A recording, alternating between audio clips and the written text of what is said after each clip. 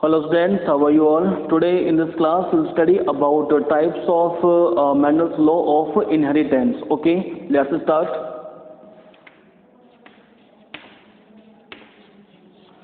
Mendel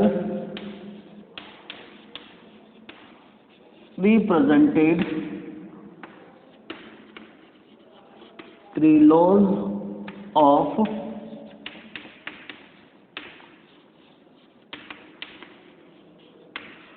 inheritance.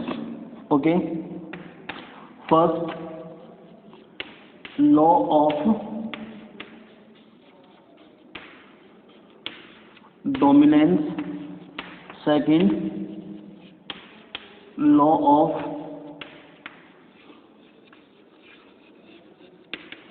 segregation, or in other words you can say that law of purity of gametes. Okay, third one is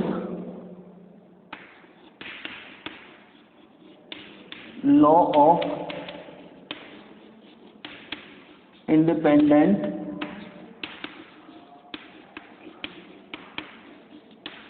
assortment. Okay, it is also known as law of free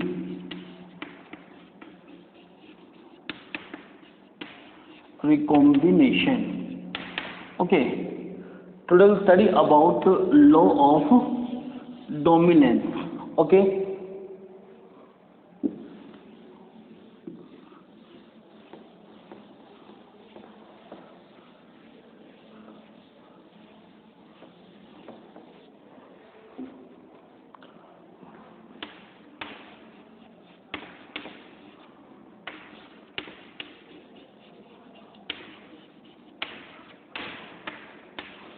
law of dominance. Okay, I have told you there are two types of genes, dominant genes or recessive genes. Okay, dominant genes are effective. Okay, ये प्रभावी होते हैं बेटा. They show their appearance in the next upcoming generations. Okay, and recessive genes are not effective. Okay, when they present along with dominant genes. Okay, then recessive genes does not show its appearance. ठीक है, ये अपनी प्रभाव को show नहीं कर पाता है किसकी प्रेजेंस में, डोमिनेंट जीन्स की प्रेजेंस में. ठीक है, फिर बात की अपने बेटा कि जो जीन्स होते हैं दे अकर इन अ पेयर. ठीक है, कि जब क्रॉस हो रहा है दो प्लांट्स के बीच में. ठीक है, तो एक प्लांट का जो पोलन ग्रेन है जो मेल गैमेट है इट कंटेन डोमिनेंट जीन. ठीक है, और दूसरे प्लांट का जो ओव्यूल है female gamete it also contain dominant gene. ठीक है, तो अब जब जायगोट की फॉर्मेशन होगी after fusion of male and female gamete. ठीक है, तो जायगोट कंटेन होमोजाइगोस डोमिनेंट जीन. ठीक है, कि जो उस जायगोट में एलिल्स आए हैं, अल्टरनेटिव फॉर्म ऑफ जीन. ठीक है, दैट इज कॉल्ड एलिल. ठीक है, तो वो दोनों जो एलिल हैं बेटा वो सिमिलर हैं. ठीक है, ये कंडीशन कहलाएगी होमोजाइगोस कंडीशंस, होमोजाइगोस डोमिनेंट कंडीशंस. ठीक है, अब उससे जो प्लांट बनेगा, भाई जायगोट था, जायगोट से एम्ब्रियो. ठीक है, और एम्ब्रियो किसमें होता है, सीड्स के अंदर होता है. ठीक है, अब उस सीड से जो प्लांट बनेगा, ठीक है, उस प्लांट के अंदर डोमिनेंट कैरेक्टरिस्टिक्स आते हैं. ठीक है, तो जो लॉ ऑफ डोमिनेंस है बेटा ये प्रूव करना चाहा है कि जो डोमिनेंट जीन्स होते हैं ना, डोमिनेंट जीन्स होते हैं they transfer in the next generation. Okay, and when they present along with recessive genes then they show their appearance. ठीक है, कि जो उनका प्रभाव है जिसके लिए वो जाने जा रहे हैं डोमिनेंट जीन्स. ठीक है, तो उसको वो शो करेंगे नेक्स्ट अपकमिंग जनरेशन के अंदर. ठीक है, जैसे ट्रांसफर तो कहाँ से होते हैं वो पेरेंट से. ठीक है, और कहाँ पहुंच गए वो प्रोजेनी के अंदर, तो वहां पर भी अपना प्रभाव शो करेंगे किसकी प्रेजेंस में, रिसेसिव जीन्स की प्रेजेंस में. ठीक है, तो यही जो एक्सपेरिमेंट किया था बेटा उन्होंने. अच्छा, ये एक्सपेरिमेंट किया था मोनोहाइब्रिड क्रॉस. ठीक है, और बताया था आपको मैंने प्रीवियस क्लास के अंदर बेटा कि monohybrid cross takes place on the basis of single characteristics. Okay, during monohybrid cross Mendel selected single characteristics of pea plant. ठीक है, या तो stem of height tall plant ले लिया, एक dwarf plant ले लिया, ठीक है, दूसरा जैसे राउंड शेप ऑफ सीड्स ले ली जो डोमिनेंट कैरेक्टर है, दूसरा रिंकल्ड शेप ऑफ सीड्स ले ली, फिर उनके बीच में क्रॉस करवा दिया। तो मोनो एक सिंगल कैरेक्टर को अगर यूज कर रहे हैं तो वो मोनो हाइब्रिड क्रॉस है। ठीक है, और अगर दो कैरेक्टर्स को यूज किया अपन ने, ठीक है, पी प्लांट के, ठीक है, कि जो डोमिनेंट कैरेक्टर्स हैं वो दो कैरेक्टर्स तो डोमिनेंट ले लिया आपने, और दो कैरेक्टर्स का ले लिए पी प्लांट के रिसेसिव कैरेक्टर्स ले लिए, फिर अगर उनके बीच में आप क्रॉस करवा रहे हैं तो वो कहलाएगा डाई हाइब्रिड क्रॉस। ठीक है, तो आज हम समझेंगे बेटा मोनो हाइब्रिड क्रॉस के बारे में। ठीक है, जो प्रूव कर रहा है किसको, लॉ ऑफ डोमिनेंस को। ठीक है, कि अगर हम क्रॉस करवाते हैं, ठीक है, एक डोमिनेंट कैरेक्टरिस्टिक्स वाले पी प्लांट्स का किसके साथ, रेसेसिव कैरेक्टरिस्टिक्स वाले पी प्लांट के साथ। ठीक है, कि इसके पास तो डोमिनेंट कैरेक्टरिस्टिक्स है, इसके पास रेसेसिव कैरेक्टरिस्टिक्स है। ठीक है, तो अब देखें क्या होगा फिर।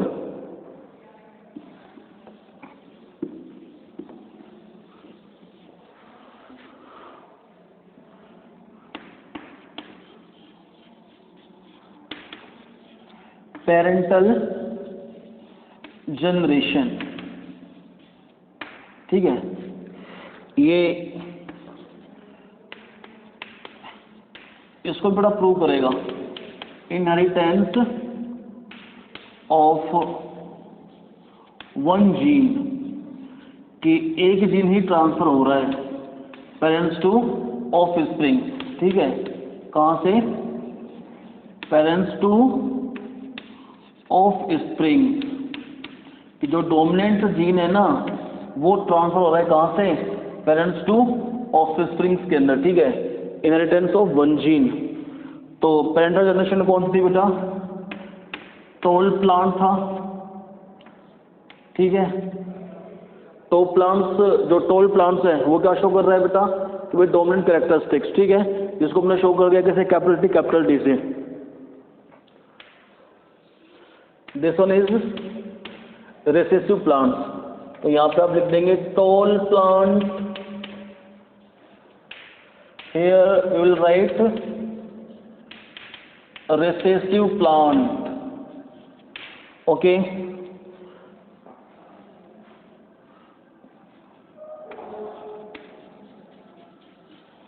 गैमेट फॉर्मेशन, कि अब इन प्लांट्स के अंदर, टॉल प्लांट्स और ड्वार्फ प्लांट्स के अंदर, ठीक है, रेसेसिव प्लांट्स ना लिखकर बेटा यहाँ पे आप लिखेंगे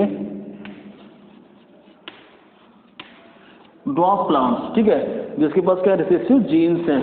ठीक है, रेसेसिव मतलब एलिल्स हैं। ठीक है, जो कंट्रोल करते हैं एक पर्टिकुलर ट्रेट को। ठीक है, बताया था ना आपको मैंने प्रीवियस क्लासेस के अंदर कि alternative form of gene it is called allele. ठीक है, समझ रहे हैं, जो कंट्रोल करते हैं एक पर्टिकुलर प्रोडक्ट को, एक कैरेक्टर्स को। ठीक है, तो इसमें क्या है देखो, गैमेट फॉर्मेशन। ठीक है, आपको पता है एक प्रोसेस चलता है बेटा प्लांट्स के अंदर।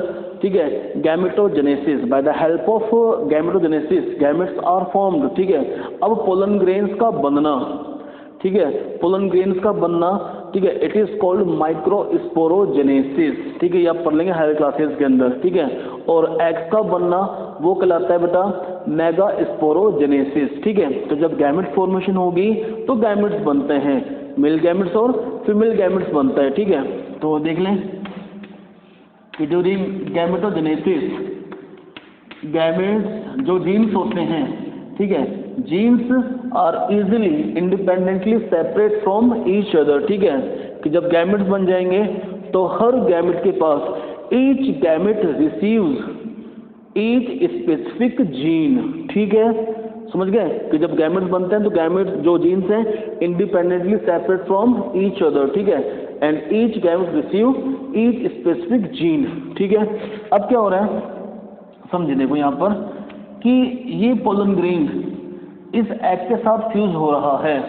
ठीक है, तो क्या बनेगा, जायगोट बनेगा। देखो पहला जो क्रॉस करवाया था बेटा, ठीक है, ये तो था बेटा आर्टिफिशियल हाइब्रिडाइजेशन।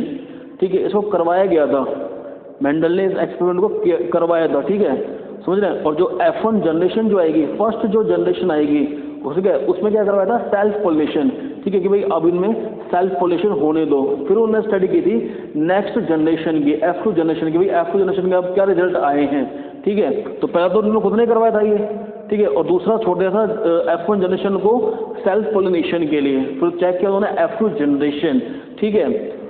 तो इसमें क्या हुआ कि ये पोलन ग्रेन को जब डस्ट किया किसके ऊपर, on the stigma of another plants, ठीक है, कि अनदर प्लांट्स के फ्लावर्स के स्टिग्मा पे ये वाले पोलन ग्रेन्स डाल दिए, तो फ्यूजन होगा मेल और फीमेल गैमेट्स का। तो देख लें कैपिटल टी स्मॉल टी, जो जायगोट बनेगा उसके पास डोमिनेंट जीन्स भी है और रिसेसिव भी है, ठीक है। तो यानी कि अब मैंने बताया था आपको बेटा प्रीवियस क्लास के अंदर कि अगर ये वाली कंडीशन आती है तो क्या कहलाएगी, हेटेरोजाइगोस कंडीशंस, कि एक डोमिनेंट जीन है एक रिसेसिव जीन है, ठीक है। अब इससे जो प्लांट बनेगा, वो क्या कहलाएगा, हाइब्रिड टोल प्लांट कहलाएगा, ठीक है, क्योंकि जिसमें जो डोमिनेंट कैरेक्टरिस्टिक्स हैं वो कंट्रोल करने वाला जो जीन है, डोमिनेंट जीन, वो इफेक्टिव है किसकी प्रेजेंस में, रिसेसिव जीन की प्रेजेंस में, ठीक है। फिर अगर आप इसका क्रॉस इससे करवा रहे हैं तो भी same capital T small T, इसका इससे कराओगे capital T small T, capital T small T, ठीक है। तो समझें आप कि जो F1 जनरेशन आई है, जो फर्स्ट प्रोजेनी आई है, फर्स्ट फिलियल जनरेशन आई है, उसमें सारे प्लांट्स क्या हैं बेटा, 100% प्लांट्स क्या है, सारे हाइब्रिड टॉल प्लांट्स आए हैं बेटा ये, ठीक है। यानी कि अब आप समझें कि only single gene is expressed from parents to offspring, ठीक है, कि यहाँ पर आप देख रहे हैं डोमिनेंट जीन जो है ना वही अपने प्रभाव को शो कर पा रहा है नेक्स्ट जनरेशन के अंदर, ठीक है। फिर क्या हुआ कि अब हुआ इनके बीच में सेल्फ पोलिनेशन, ठीक है, कि अब क्या होगा, सेल्फ पोलिनेशन बताया था आपको मैंने, ठीक है, कि जो पी प्लांट होता है इट हैज बाइसेक्सुअल फ्लावर्स, और जो बाइसेक्सुअल फ्लावर्स होते हैं उनमें दोनों जो सेक्स ऑर्गन्स होते हैं स्टेमन और कार्पल एक ही फ्लावर्स के अंदर होते हैं, तो इजीली सेल्फ पोलिनेशन हो जाता है पी प्लांट्स के अंदर, ठीक है। इन्हीं सब बातों को ध्यान में रख के बेटा Mendel selected P plant for his experiment, ठीक है। तो अब क्या हुआ कि F1 जनरेशन के जो प्लांट्स थे उनमें सेल्फ पोलिनेशन जब हुआ तो उन्होंने ऑब्जर्व किया कि दोनों जो जीन्स हैं, ठीक है, जो दोनों कैरेक्टर्स हैं, ठीक है, इसमें तो क्या था, लॉ ऑफ डोमिनेंस को प्रूव कर दिया इसने, ठीक है, कि जो डोमिनेंट जीन्स है वही ट्रांसफर हुआ है F1 जनरेशन में। लेकिन अब जब क्रॉस होगा F1 जनरेशन के प्लांट्स के बीच में तो फिर दोनों कैरेक्टर ट्रांसफर हुए हैं बेटा F2 जनरेशन के अंदर, ठीक है। तो ये प्रूव होगा कि यस जो जेनेटिक ट्रेड्स होते हैं they are transferred from generation to generation, okay, and they are controlled by gene, ठीक है। लेकिन इस कंडीशन में क्या हुआ था बेटा मोनोहाइब्रिड क्रॉस के अंदर कि सबसे जो पहले जो केस हुआ था, जो पहली F1 जनरेशन आई थी उसमें एक सिंगल जो डोमिनेंट जीन था वही ट्रांसफर हुआ था। देखें F2 के अंदर क्या होगा, कैपिटल टी स्मॉल टी, यही हाइब्रिड प्लांट था बेटा। दूसरा भी क्या था, capital T small T hybrid plant.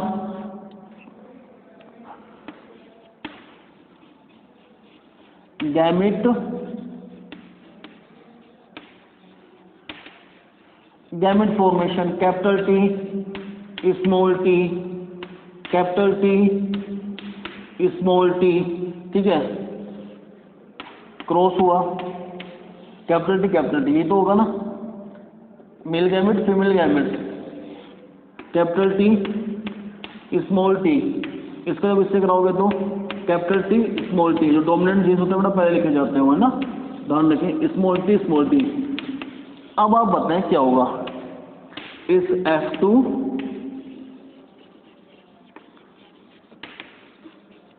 Generation के अंदर, ठीक है। एक तो जो प्लांट आएगा बेटा वो प्योर टोल प्लांट आएगा, ठीक है। दो जो प्लांट आएंगे बेटा वो हाइब्रिड टोल प्लांट आएंगे, और एक जो प्लांट आएगा बेटा वो क्या आएगा, प्योर ड्वार्फ प्लांट आएगा, ठीक है। बताया था आपको मैंने कि अगर दोनों रिसेसिव जीन्स पेयर में प्रेजेंट होते हैं then they control particular trait, ठीक है, जो भी कैरेक्टरिस्टिक्स होती है। तो उसमें देख ले बेटा कि 25% pure toll plants, 50% hybrid toll plants and 25% pure dog plants, ठीक है। तो अब जो रेशियो अगर आ रहा है, अगर हम रेशियो देखें, जीनोटाइपिक रेशियो,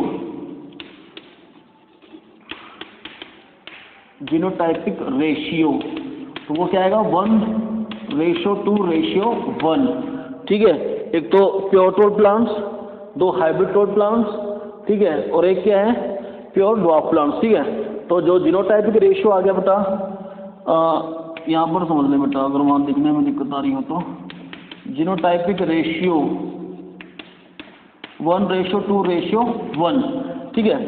और दूसरा होता है बेटा, अच्छा, जीनोटाइपिक रेशियोज, जो जीनोटाइपिक कैरेक्टर्स होते हैं ना बेटा, they are based on presence of genes, ठीक है। वो जीन्स की प्रेजेंस में लिए जाते हैं। जैसे अब दोनों यहाँ पर क्या है, डोमिनेंट जीन्स हैं तो प्योर टोड प्लांट्स होगा, दोनों यहाँ पर क्या है रिसेसिव जीन्स हैं तो क्या होगा प्योर डॉग प्लांट्स होगा, यहाँ पर क्या है हेटेरोजाइगोस कंडीशन है तो हाइब्रिड टोड प्लांट्स होंगे, ठीक है। तो उसके बेस पे आएगा जीनोटाइपिक रेशियो 1:2:1, 25%, 50%, 25%, ठीक है। एक होता है फिनोटाइपिक रेशियो, क्या होगा पता,